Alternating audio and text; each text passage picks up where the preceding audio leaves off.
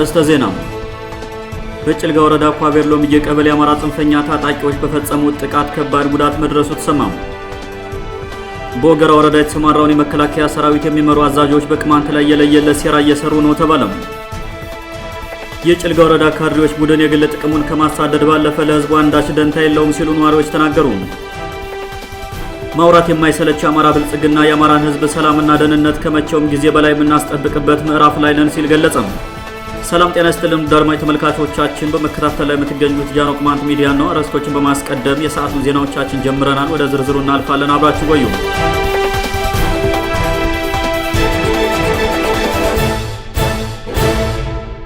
በጭልጋ ወረዳ ኳቤርሎም የቀበሌ አማራ ጽንፈኛ ታጣቂዎች በፈጸሙት ጥቃት ከባድ ጉዳት መድረሱ ተሰማ። ዛሬ ግንቦት 2 ቀን 2017 ዓ.ም በጭልጋ ወረዳ ኳቤርሎም ቀበሌ በረንጓ በተባለች መንደር ከንጋቱ 11 ሰዓት እስከ 12 ሰዓት በተደረገ የጽንፈኞች ጥቃት የሰዎች ሞትና የንብረት ውድመት መድረሱን የመረጃ ምንጮቻችን ገልጸዋል። በረንጓ የተባለችውን የገጠር ከተማ ከትላንት ምሽት ጀምሮ በከበባ ውስጥ አስገብቶ እስከ ንጋት ሲጠባበቅ ያደረው ከነጋዴ ባህር ከተማ የተወጣጣ የአማራ ጽንፈኛ ታጣቂም በፈጸመው ጥቃት 2 ሰዎች ሲገደሉ 4 ሰዎች በከባድ ሁኔታ መቁሰላቸው ተረጋግጧል። ዘርን መሰረት ባደረገ የበቀል እርምጃ መንደሯን ከቦ ያደረው ጽንፈኛው የነጋዴ ባህር ታጣቂ ጧት ያገኘው ሰውና ቤት ላይ በመተኮስ ከባድ የሽብር ስራ በመስራት ነዋሪዎችን ካሳደደ በኋላ 10 ቤቶችን ከነሙሉ ንብረታቸው በእሳት ማውደሙን ነዋሪዎች ተናግረዋል። ጥቃት አድራሹ ኃይል ከከተማው የዘረፈውን ንብረት በውል ለማወቅ አዳጋች ቢሆንም እስካሁን ባለው መረጃም እስከ 300 የሚደርሱ ከብቶችና ፍየሎች ተዘርፈው ወደ ሚኒባክስ ደንጎርሳ መወሰዳቸው ታውቋል። ከ2008 ዓ.ም ጀምሮ ነጋዴ ባህር ከተማ ላይ አድፍጦ የአካባቢውን ቅማንቶች ሲጨፈጭፍ የቆየ አማራ ጽንፈኛ ታጣቂም ድርጊቱን የፈጸመው ሰሞኑን የአማራ መንገደኞች በቅማንት ሌባ ታግተው ተወስደዋል በሚል የበቀል እርምጃ ነው ተብሏል። ደመነፍሱ የአማራ ታጣቂ ሌባ ባገታቸው መንገደኞች ሰበብ ንጹሃን ገበሬዎችን መግደልና ዘርን መሰረት ያደረገ ጥቃት መፈጸሙም ሆን ብሎ አካባቢውን ወደ ለየለት የግጭት ቀጠና ለመቀየር አልሞ ነው ሲሉ በርካቶች ገልጸዋል። በቅማንት ምድር የወረዳው ካድሬዎች ከዞንና የመተማ ወረዳ ካድሬዎች ጋር በመመሳጠር አደራጅተው ያሰማሩት የካራ ቡድን እንኳን መንገደኞችን የቅማንትን ገበሬ እየዘረፈና እየገደለ መሆኑ እየታወቀ ንጹሃን ገበሬዎች ላይ የተፈጸመው ጥቃት የለየለት የዘር ፍጅት ነው ተብሏል። ጥቃቱን ያስተባበረው መቀመጫው ነጋዴ ባህር ላይ ያደረገው የአዳኛ ሀገር ጫቆ ወረዳ ካድሬ መሆኑን የገለጹልን የጉዳቱ ሰለባዎች ማታ ከበባ እያደረጉ ባሉበት ወቅት በአካባቢው ለሚገኙ የመከላከያ ሰራዊት ብንናገርም ወረዳው አካባቢው ላይ ፋኖ የሆነ ጥቃት ለማድረግ ደፈጣ ስለያዘ አትምጡ ስላለን በሚል ምንም አይነት ስራ ሳይሰራ መቅረቱን ነዋሪዎች ተናግረዋል። በተፈጸመው ጥቃት የአዳኛ ሀገር ጫቆ ወረዳ ባለስልጣን ያደራጀው የነጋዴ ባህርና የሚኒባክስ ደንጎርሳ ታጣቂ እንዲሁም ራሱን ፋኖ ብሎ የሚጠራው ታጣቂ በጋራ መሳተፋቸውን የገለጹልን የመረጃ ምንጮቻችን ይህን ኃይል ያስተባበረው ሰጠኝ ቀስቅስ የተባለ የወረዳው አስተዳዳሪ ነው ብለዋል። የደረሰውን ጥቃት በተመለከተ ያነጋገርናቸው አንድ አርሶ አደር እንዲህ ሲሉ በዝርዝር ተናግረዋል። ፋኖም ህዝብም ተደራጅቶ መጥቶ ሀፍም አድሮ ጠዋት 12 ሰዓት ላይ ሰው ከምኝታ ወደ መነሳት ሲሞክር ሰርክላስ ነው ሞሩ ከዚያም ያደረጉትን ወደ 6 ሰው 4 የቆሰለ 2 የሞተ 2 ሴት 4 ወንድ ጉዳት አድርሰው ወደ 270 ከብት ፍየልና ከብት 270 ቤት 10 ቤት አቃጥለው ንብረት የለ ከብት የለ በሚገደለውን ገለው ይቃጠለውን አብረው እስከ ጎጆ እስከ ቤቱ ድረስ አጣጣጥለው ዘራርፈው ሄዱ። ይሄ ሲሆን የነጋዴ ባህር የተዋጣ የመረመሩት ያደራጁት የጎዛ አለቃ ይባላል። ማታ በባጃጅ እየመጣ ቦታ ይዞ አድሮ ከሚባስ ደንጎርሳ ተደራጅቶ መጥቶ የፋኖና አካባቢው ማህበረሰቡ ተደራጅቶ መጥቶ ያው እንደዚህ የሚያደርገው ጉዳይ ፈጽሞ ይላል። ሲቀጥል የመከላከያ መድረስ ያልቻላችሁበት ምክንያት ስንላቸው የነጋዴ ወረዳ ዛሬ ተደራጅቶ ወደ 300 ከእናንተ በላይ የሆነ ኃይል የገባ ስላለ እዚህ አካባቢ የፈጣ ስለጣለ የፈለገው ጉዳይ አለ ስላለ እንዲያት ገውሎ በመከላከያዎችነት 4 ሰዓት ተጠብቆ የነበሩትን ወደ ካምባቸው እንዲተረነፉ በማድረግ ወረዳው ያው ባስተውሉ አስተርጎ ይላል። ወረዳው ነው መከላከያን ችግር ስላለ እዚህ አካባቢ እንዳትገቡ ብሎ እንዲጠረነፉ ያደረገው። መገረነ እኛ እንዴት ማድረግ እንችላለን? ፋኖ ከ400 እስከ 500 ድረስ ስንትን ብሬን ስንትን ድሽቃ መጥቷል። ዛሬ እንቅስቃሴ እንዳታደርጉ ነገ አጣርተን መረጃ ቀስለን ምን ብለን ነው እንጂ እንዲያት ዛሬ ሄዳችሁ እንዳታድሩ ዛሬ እንዳትበሩ ክፍት መሆን አለበት። ዛሬ ተካም እንቅስቃሴ ያለፍን ካምባሽ አጣራሽ መተኛት አለባችሁ ብሎ ሰጠኝ ቀስቅስ የሚባል ወረዳው መከላከያን በመጠርነፍ ልክ ጠላት ይሰራውን ስራ ሰርቶ ከሚፈልገው ቦታ መድረስ ሲችል ዋርድያው መከላከያው አጥንቶ መኪና ተንቀሳቅሶ ተንቀሳቅሶ ኔትወርክም ዝግ ነበረ።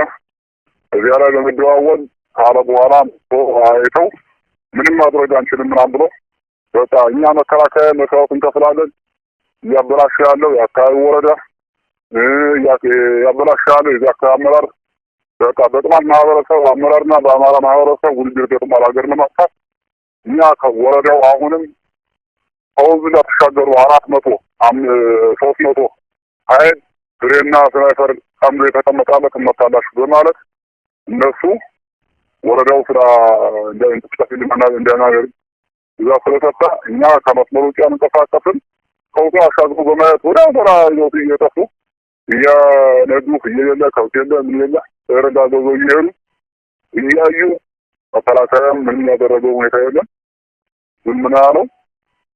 ስለዚህ በዚህ ልክ ራሳችን ጠብቁ በቃ ወረዳው ምድም ስላለበት እኛ ለሚመለከተው እናመለክታለን። የሚያዝበት ዘዴ ካለ ወይም ወንዶች ዘዴ ካለ እኛ እንሞክራለን። እኛም ለበላያችን ለአካባቢ እናስታውቃለን። ይሄ ስራ በሰራትን ያው ፍሪስክርና ሁኔታው ዟብሮ ምሮበት እኛን ማሳግዶ ሁኔታው ያው ጠላት ልክ ባስተወሩ ክፍራ ሰርተዋልኝ ብሎ በቃ አሁን ወዳችን ጠብቁ በቃ ምንም ማድረግ አይቻልም ምናምን ብለው ሄዱ።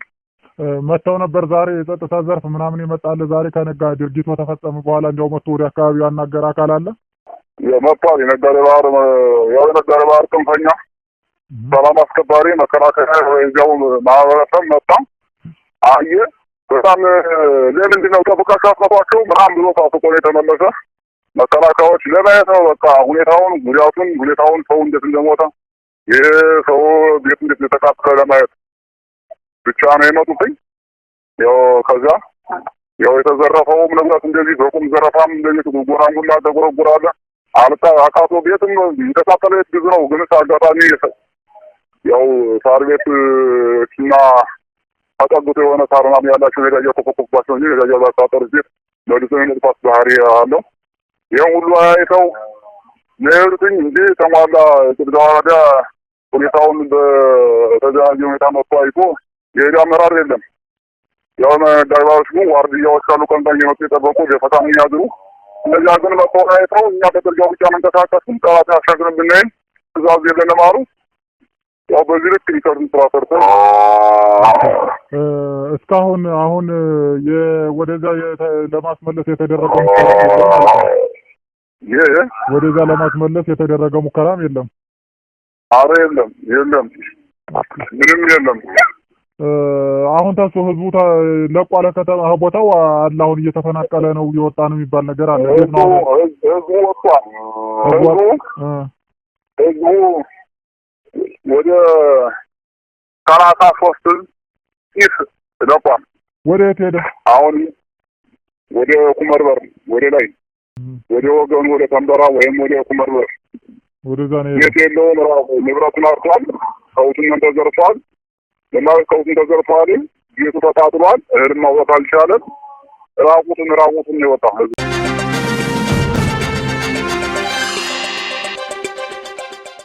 በወገራ ወረዳ የተሰማራውን የመከላከያ ሰራዊት የሚመሩ አዛዦች በቅማንት ላይ የለየለት ሴራ እየሰሩ ነው ተባለም። በወገራ ስር በሚገኙ 5 የቅማንት ቀበሌዎች የሚገኙ ወጣቶች ራሳቸውን አድራጅተው በአካባቢው የሚደረገውን የፋኖ ጥቃት ሲከላከሉ መቆየታቸው ያልጣመው የወገራ ወረዳ ካድሬም ከመከላከያ አዛዦች ጋር በመተባበር አደገኛ ሻጥር እንደሰራባቸው የመረጃ ምንጮች ተናግረዋል።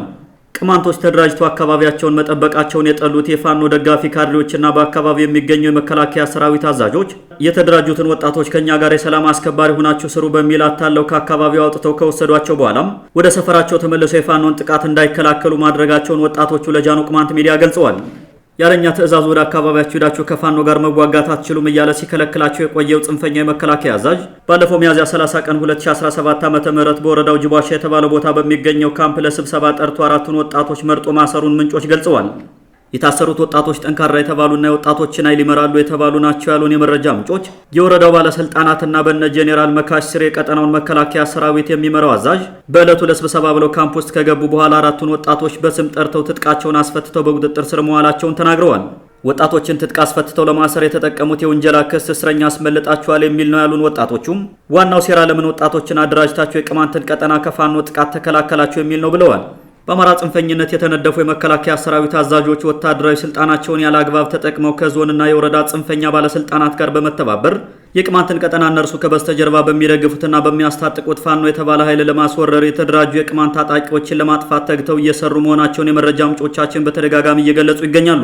የወገራ ወረዳ ጽንፈኛ ባለስልጣንና የመከላከያ አዛዡ ልጆቹን በሴራ ወደ ሰላም አስከባሪነት ወስደው የቅማንትን ቀጠና ጠባቂ አልባ በማድረጋቸው ዛሬ ላይ ፋኖ ጃንከል ድረስ ገብቶ ችግር እየፈጠረ መሆኑም ታውቋል። የመንግስት ስርዓት በፈረሰበት የአማራ ክልል የመከላከያ አዛዦችንም ሆነ የዞንና የወረዳ ባለስልጣናትን አምኖ ከጎናቸው በታጣቂነት መሰለፍ የዋህነት ነው የሚሉት የቅማንት መብት ተሟጋቾች ወጣቶች ወደ ቀያቸው ተመልሰው ከህዝባቸው ጎን በመሆን የተለመደውን የመከላከል ስራ መስራት አለባቸው ብለዋል። በቅማንት መቃብር ላይ አማራነትን ዘላለማዊ ለማድረግ አለመው የሚሰሩ የመንግስት ባለስልጣናትና ሙሰኛና ዘረኛ የመከላከያ አዛዦችን ማመን በራስ ላይ ሞትን መጥራት ነው የሚሉት ወገኖች ቅማንቱ ራሱን ለማትረፍ ተደራጅቶ አካባቢውን ይጠብቅ ብለዋል። ከሙሰኛ የመከላከያ አዛዦችና አካባቢው የመንግስት ባለስልጣናት ጋር አብሮ እየሰራ ያለው የናበራ አለማየሁ ቡድን በልጆቹ ተመርጦ መታሰር ሂደት ላይ ጉልህ ሚና ተጫውቷል ተብሏል።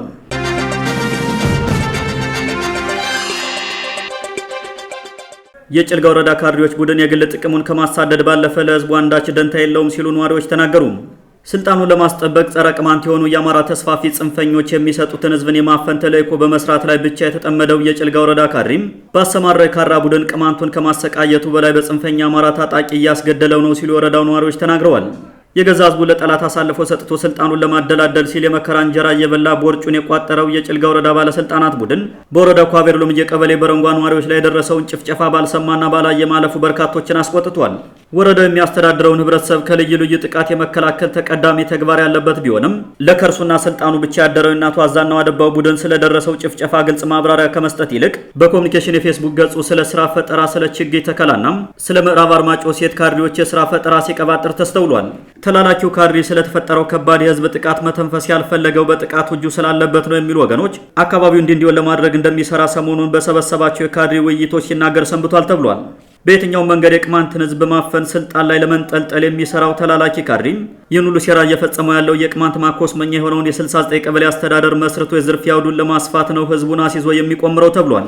ከመከላከያ ሰራዊት አዛዦችና ከዞን ጌቶቹ ጋር በመመሳጠር ስልጣኑን ለመጠበቅ የሚሰራው የእናቱ አዛናው አደባ ቡድን ፋኖ ከመሸፈቱ በፊትም ሆነ ከሸፈተ በኋላ በስውር አብሮ እንደሚሰራም ይታወቃል።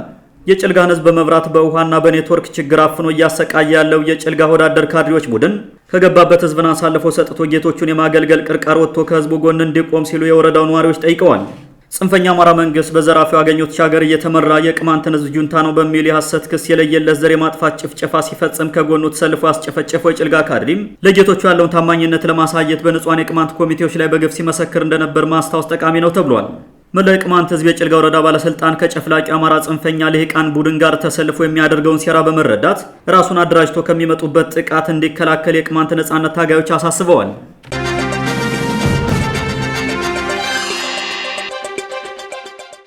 ማውራት የማይሰለቸው አማራ ብልጽግና የአማራን ህዝብ ሰላምና ደህንነት ከመቼውም ጊዜ በላይ የምናስጠብቅበት ምዕራፍ ላይ ነን ሲል ገለጸም።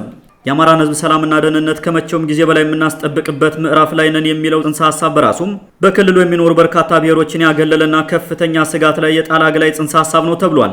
ንግግሩን የተናገረው በቅርቡ የተሾመው የክልሉ ፖሊስ ኮሚሽን ኮሚሽነር ዘላለም መንግስቴ ሲሆን ሐሳቡ የሁሉንም የአማራ ልሂቃን ጨፍላቂነትና አግላይነት በግልጽ እንደሚያሳይም ተመላክቷል።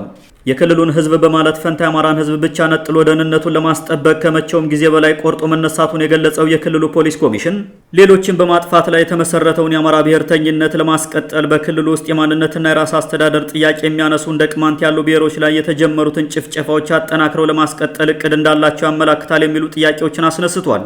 ኢህአዴግ ክልል 3 በሚል የዳቦ ስም ሰይሞት በሂደት የአማራ ክልል የሚል ጨፍላቂ ስም የተሰጠው ይህ አምባገነን ክልል በክልል ውስጥ የሚነሱ የብሔር ጥያቄዎችን እንደ አማራ መጥፊያነት በሚቆጥሩ ጽንፈኛ ባለስልጣናት እየተመራ ለበርካታ ዓመታት ብዙ የዘር ማጥፋት ወንጀሎች ተፈጽመውበታል።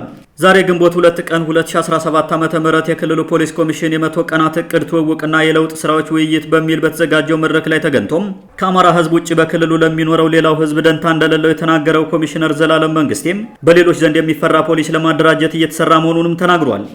የአማራ ፖሊስ በቅርብ ዓመታት ተዳክሞ እንደነበረ የጠቆመው ኮሚሽነሩ ወደ ቀደመ ቁመናው ከፍታውና ጀግንነቱ እንዲመለስ እየሰራን ነው ሲል ገልጿል። በፖሊስ ኮሚሽኑ የተገለጸው የአማራ ፖሊስ ጀግንነትና ከፍታ ነው ተብሎ በዝርዝር ባይታወቅም በቅማንት ህዝብ ላይ ዘር ተኮር ጥቃት መፈጸም ከጀመረ ጊዜ አንስቶ እንደ ፋኖና ልዩ ኃይል ካሉ ታጣቂዎች ጋር በመቀናጀት ወንጀል በመፈጸም ግንባር ቀደም ተሳታፊ እንደሆነ ይታወቃል። ለዚህ ትልቁ ማሳያ ከሳምንታት በፊት የጎንደር ከተማ ፖሊስ በከተማውና በዙሪያው በሚገኙ ቅማንቶች ላይ ፈጸመው ዘር ተኮር ጥቃት ይታወሳል። ውድ አድማጮቻችን ለዛሬ የነበሩ ዘገባዎችን ይመስሉ ነበር። መልካም ጊዜ ሁላችሁ